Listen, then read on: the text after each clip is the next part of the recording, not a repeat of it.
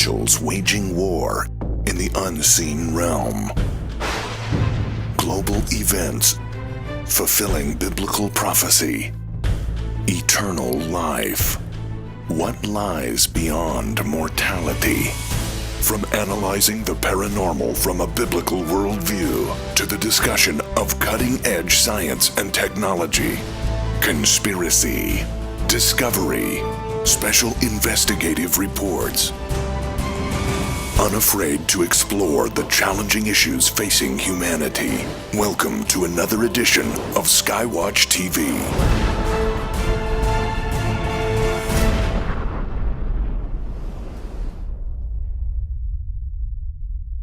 Demon possession is a real phenomenon, but that's not something we often hear from credentialed scholars, especially not credentialed scholars from mainline Protestant denominations. Welcome to Skywatch TV. I'm Derek Gilbert in studio with my wife and best friend, Sharon K. Gilbert, and our guest, who is especially interesting because he's written 2 books on this topic from a scholar's perspective. The first, I Am Not Afraid, Demon Possession and Spiritual Warfare, and his new book, Afraid, Demon Possession and Spiritual Warfare in America. It is our honor to welcome to the program the Reverend Dr. Robert Bennett. Well, thank you very much. It's wonderful to be here with you finally. I've followed you for so long over the podcast, and it's good to be here with both of you. And you still came here, didn't you? I did. I've been looking forward to it. The books that you've written get into, especially the first book, is really a scholarly look. The new book is more of an introductory level. Would that be a fair way to Yeah, I think that's a good way to look at it. The first book comes out of the dissertation, rewriting of my PhD dissertation, whereas the second book kind of gets into the nuts and the bolts of, okay, how does this look in the United States? What are real problems that people are dealing with, and what are the answers for these problems? Okay, well, you again, the first book came out of your doctoral dissertation. You currently serve as professor of missiology and international missions specialist at Concordia Theological Seminary in Fort Wayne. Why this topic for your dissertation? I completely fell into it. It was not planned in any way. I decided to work on the PhD in missiology as a number of other professors encouraged me to do so. I needed something to study, and it just so happens I had good friends in Madagascar who asked me there to come and dedicate a building we were providing for an orphanage. And when I got there, I noticed that particular church body has a very large growth. There are about 5 million members of the Lutheran Church in Madagascar. Wow. And about half of the country itself is still animistic, so they're still living with the traditional religions, worshiping, venerating their ancestors and other spirits. And it turns out, I said, well, I'm going to study conversion. What's taking place? How are these people becoming Christians? And when I started actually doing the research and the study, it turns out that exorcism was a very big part of the conversion of these people who are coming out of this animistic religion and becoming Christians. The reason for that is, in those animistic religions, they don't believe in demons necessarily. They think they're talking to the long-lost ancestors or kingly figures, and so they're actually seeking to be possessed by these spiritual entities, because they think, if I'm possessed, I'll have the ability to read fortunes or know what herbs to use for healing, and so they're actively trying to be possessed. And so when they interact with the gospel, there's a large clash that takes place there. And that's how I kind of ran into the subject, and I said, that's a good idea for a book. Didn't that surprise you? Because surely the Lutheran seminary doesn't have a massive section where you study spiritual exorcism and actually looking at real spiritual warfare.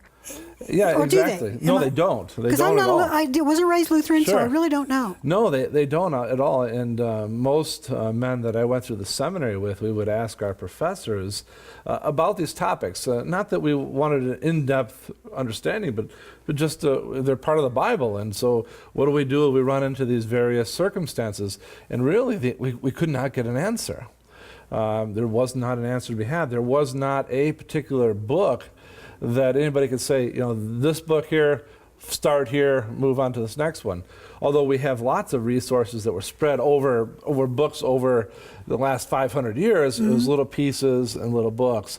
And so that's when I started studying this, I thought, well, it's about time somebody writes a book and has it available for men who are studying in our seminary, and then made a little bit of change to it to make it more open to everyone who's interested in the topic. Now, too. what was your view of the phenomenon, demon possession, and the rite of exorcism when you first went to Madagascar, and was there something that occurred while you were there that changed your worldview?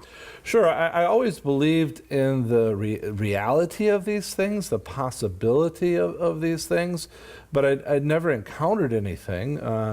And I grew up as a part of this American Western culture, a very scientific thought pattern, more of the Enlightenment way of viewing things. And so I accepted the reality of this because it was biblical, but I just had no interaction with it.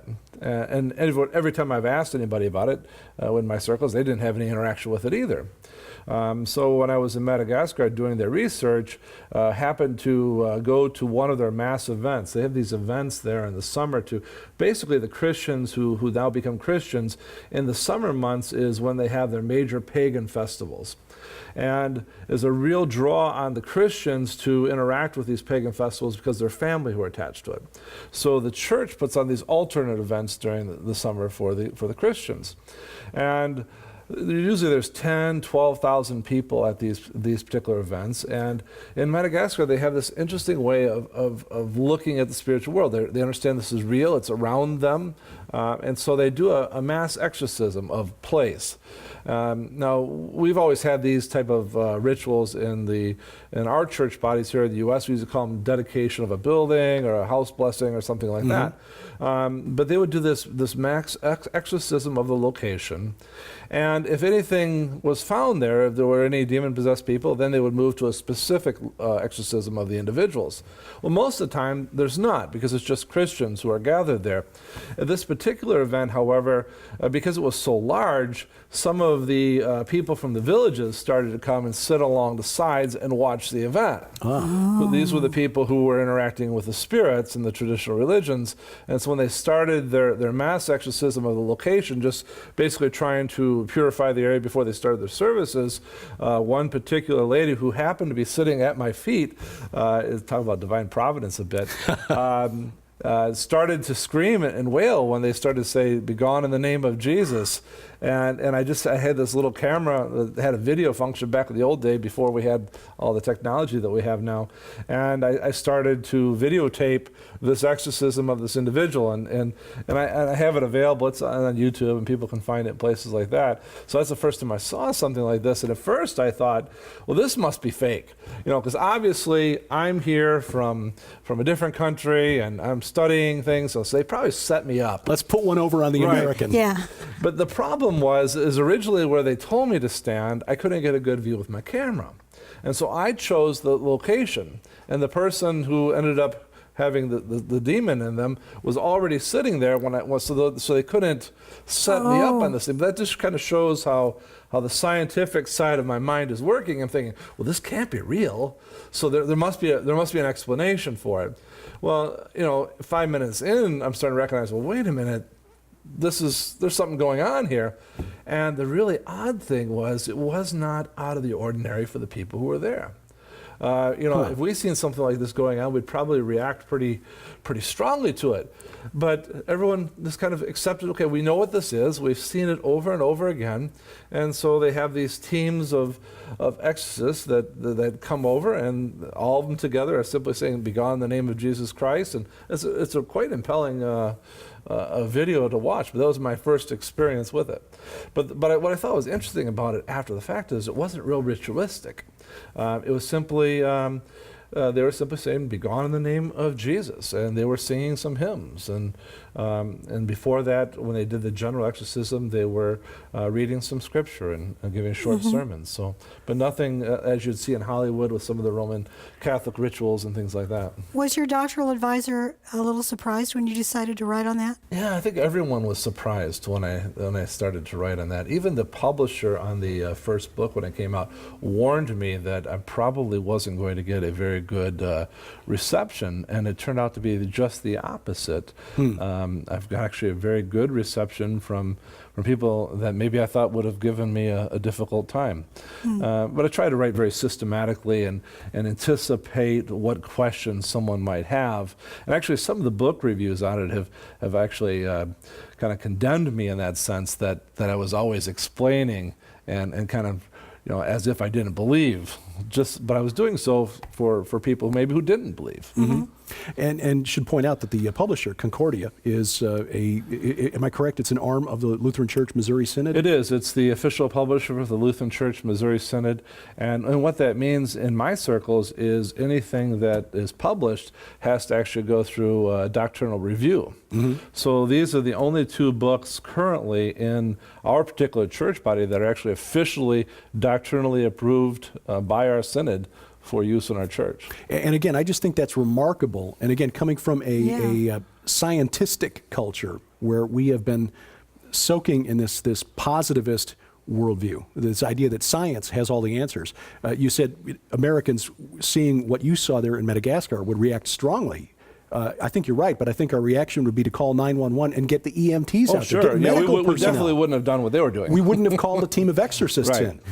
So your first book is a very scholarly approach, and where you examine the stories, the accounts in Madagascar, and then back it up with a systematic look at the theology, predominantly Lutheran theologians, but tying that into the Bible. Where do they draw the biblical support for the beliefs that these theologians, the great theologians of the past, have what confirmed their belief that this is actually a real phenomenon?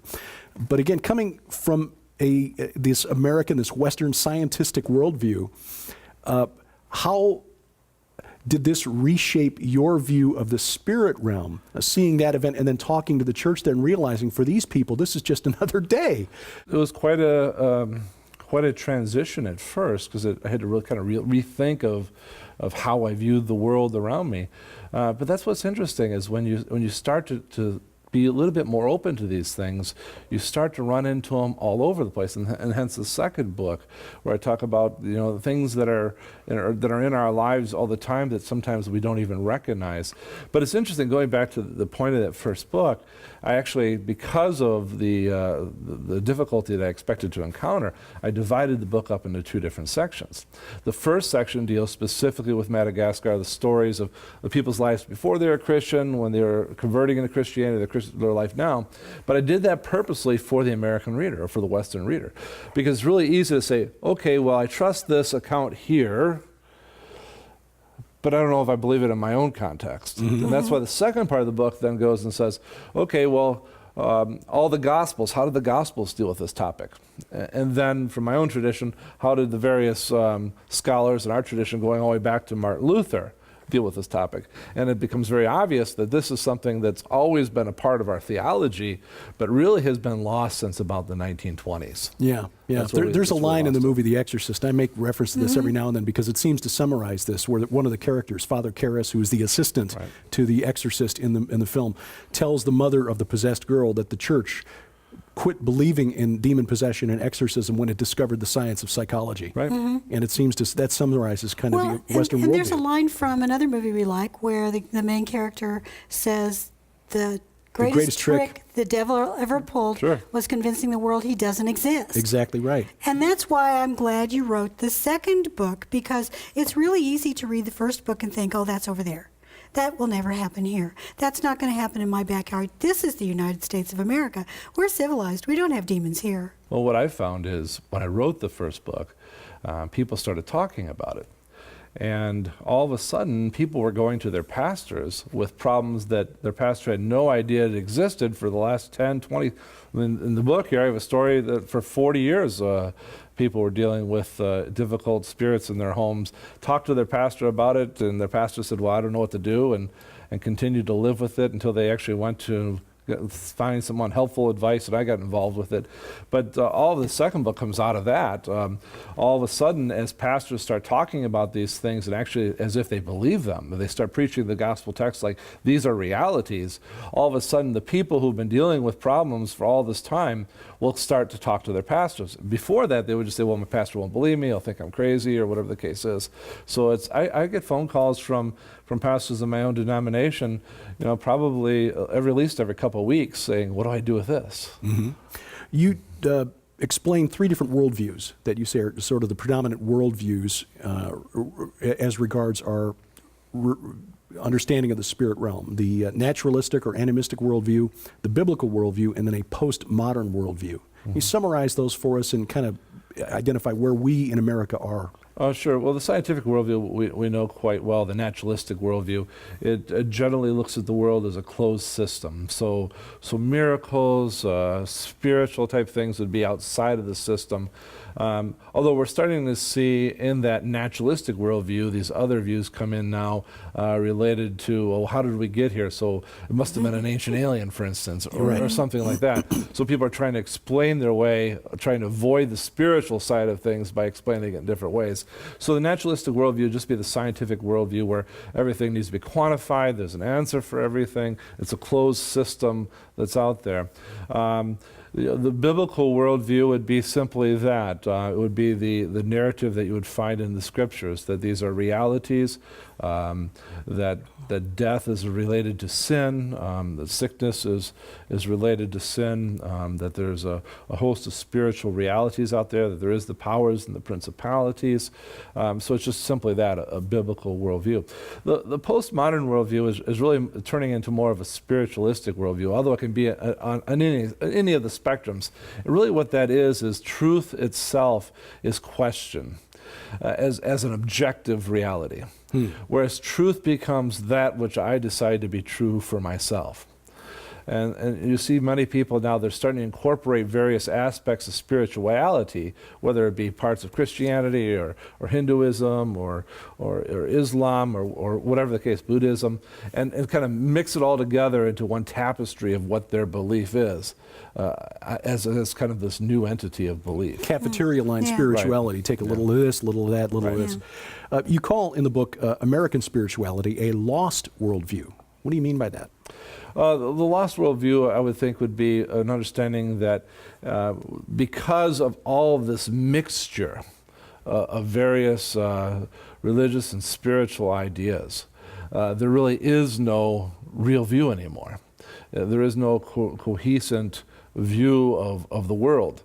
I could talk to one neighbor and they would have a completely different view of the world than my next neighbor, and so there is no objectiveness anymore. It's just this lostness amongst the community. Is this something that you find in the church as well? I mean, have we lost, have we cut the cables that once tied us to the creeds of the past? Yeah, and actually that's something I talk about in the second book, Afraid, is what's been going on in our own culture. The churches seem to be going out of their way to adapt themselves to the culture with the good intention to reach people in that culture. So how do we reach the people in that culture? We'll adapt ourselves and try to go in. But at the same time, they're losing the distinctive nature of the Christian faith, and they're also foregoing many of the things that have sustained the church through the hymnody, through various older types of liturgy, which the good ones are simply Bible verses that are responded. So I think churches are losing these things, trying to adapt to the culture, and at that point they're no longer speaking a true Christian message and is all of its clarity to the culture. So we see the more and more the church tries to adapt itself to the culture, the more we see the decline of the church in the Western world. The Malagasy people, Madagascar, in their approach to the oppression and possession by demons of people around them, how do they respond? Is this an official church function, or there are lay people? Do they train lay people to go out and Well, they do. They have something they would call peandry. It's lay people and pastors together.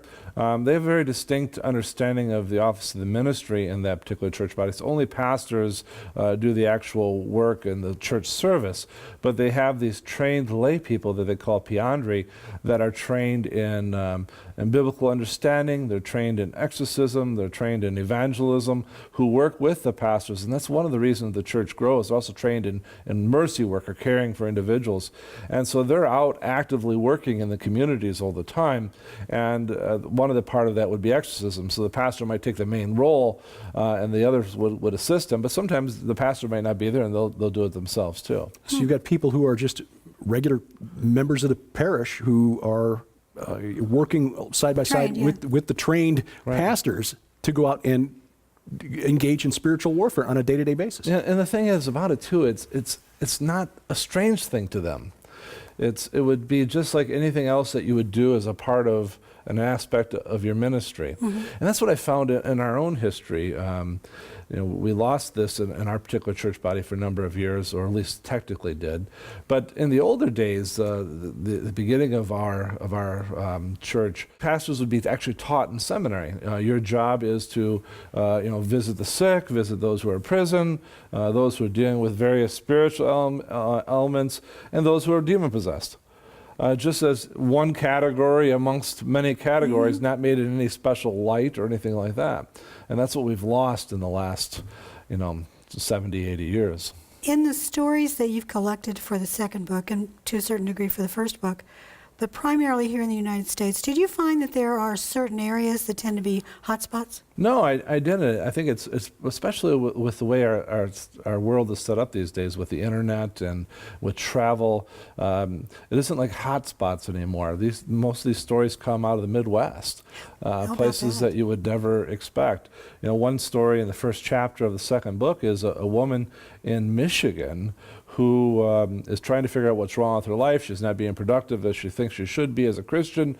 And so she actually, she doesn't realize this, but she finds a voodoo priest, a little Haiti in Miami, and flies him up all the way to Michigan to do the various rituals in her house so she could get the spirit of blessing.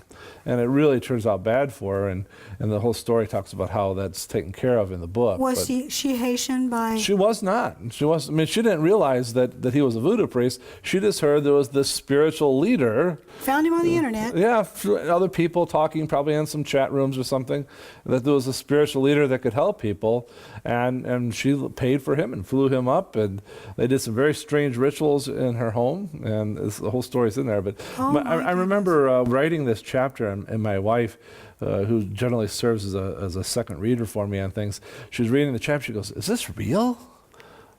I was, "Yeah, it's actually a real story," but it almost comes off like it's something you would see, in the movies or something. Oh my! There was a case not long ago from Gary, Indiana, of a woman whose home was in a sense similar to a story that you record in the book Afraid. I mean, your children were being abused, basically. And there was a case in front of a social worker where one of the children, according to the social worker, walked backwards up the wall and halfway across the ceiling before dropping down to the floor.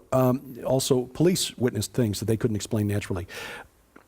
And yet, she wasn't, as I understand the story, trying to read between the lines, the news accounts, that she was having difficulty finding a pastor who understood what was happening and be willing to help, because she was doing things like lighting candles and waving the smoke of sage through different rooms and things like that. How difficult, based on the contact that you've had and the stories that you researched, how difficult is it for people in America to find pastors who are prepared to deal with this problem? Good question. I think it's quite a difficult problem, and sometimes pastors just simply don't want anything to do with it. They're fearful, or they don't believe it. There's a number of pastors that simply just don't believe these things. But I would think the pastors who care about their people would want to help. It's just in most cases they've not had any type of training or instruction on what to do. And that was my hope of the second book here is, while it's written for lay people indeed, that pastors could say, okay, well, how would I handle this particular situation? And that's why there's so many case studies in there of step by step how the issues are dealt with. So does this go back to the seminaries? They're just failing to address the spiritual aspect? They are. It's interesting, in the first book, I quote author Helmut Thielicke, who gives 3 reasons. Let's see if I can remember them from memory, but if I remember properly, the one is these things just aren't simply acceptable in academic speak. If you're an academic and you start speaking about these things, well then obviously you're not a true academic. And so in any institution, no matter where you find yourself, those who teach, those who are professors, they want to appear to be academics. So it's difficult. It's really no different than it would be in a general workplace. To tell somebody about your faith is sometimes kind of scary, because how are they going to look at you? They'll look at you different now. So that's one of the reasons that Thielicke mentioned. The other reason was that these things simply are not scientifically quantifiable. You can't take these spiritual things, and as much as some of the paranormal groups are out there trying to do this, you can't take these spiritual things and put them in scientific categories. But if you can observe a phenomenon, that is, you have to find a way to explain it. Right, but if a kid walks up a wall and on the ceiling, you got to explain that. You do. But that's why people are staying away from it. And the third one is very unpolitically correct, but I think he's right. The example he uses is, stupidity does not understand the stupid, just as evil doesn't understand evil. If you speak to an evil person, they probably don't view themselves as evil. And so some people just simply are unable to understand that. Well, Paul, for instance, in Ephesians chapter 2, he speaks about how everyone is born in this world. He uses the Greek word nekros, dead. But he talks about them being walking around dead people. So we're all born spiritually dead, and it takes that miracle of God through His Word to actually bring faith and to allow us to understand these spiritual things. And I think that's Thielicke's the third point there is, evil doesn't understand itself to be evil. Dead things don't understand themselves to be dead. We'd like to make these books available to you because these are excellent reference resources for you and also to share with friends, perhaps even share with your pastor. Dr. Robert Bennett's 2 books, the first book, Afraid, Demon Possession and Spiritual Warfare, and the second book, or rather, I Am Not Afraid. The second book is Afraid, Demon Possession and Spiritual Warfare in America. These 2 books for $39.99 plus shipping and handling. But when you buy those 2 books, we will add a book that actually cites Dr. Bennett's first book as part of the source material, and that is Chris Putnam's excellent book, Supernatural Worldview. All 3 of those books for you for $39.99 from Skywatch TV. You'll find the deal online at skywatchtvstore.com.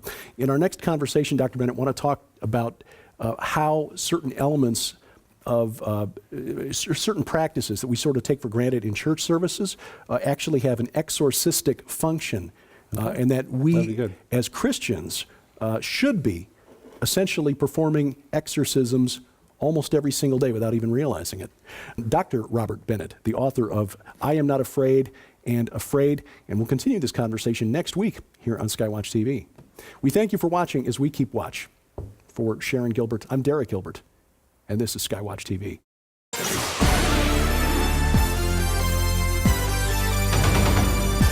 The supernatural realm is real, and we humans are naturally curious about it. That's why there are so many television reality shows featuring ghost hunters and alien chasers and mediums and psychics. Now, by and large, the Christian church avoids these controversial topics, even though we have the authoritative book on the subject. That's our mission at Skywatch TV, is to address issues of the paranormal and the supernatural from a Christian, a biblical perspective. But we depend on your support to do it. To find out how you can support Skywatch TV prayerfully and financially, please log on to our website, skywatchtv.com. And keep watching as we keep watch at Skywatch TV.